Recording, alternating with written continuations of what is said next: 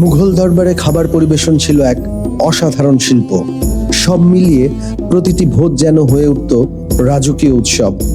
খাবারের প্রতিটি পদে থাকতো আলাদা আলাদা সৌন্দর্য ও গভীরতা।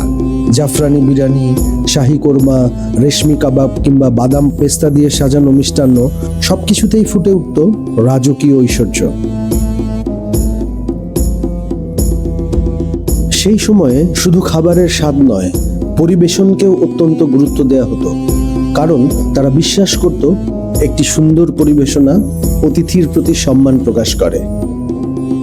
খাদেমরা অত্যন্ত শৃঙ্খলার সাথে খাবার পরিবেশন করতেন।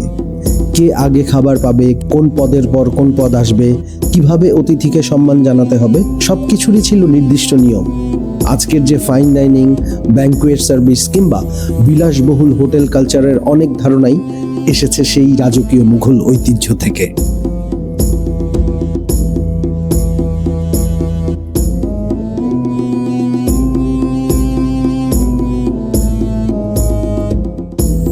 খাবারের ইতিহাস আমাদের শুধু স্বাদের গল্প শোনায় না, এটি শেখায় আতিথেয়তা, নান্দনিকতা এবং মানুষের প্রতি সম্মান প্রদর্শনের ভাষা।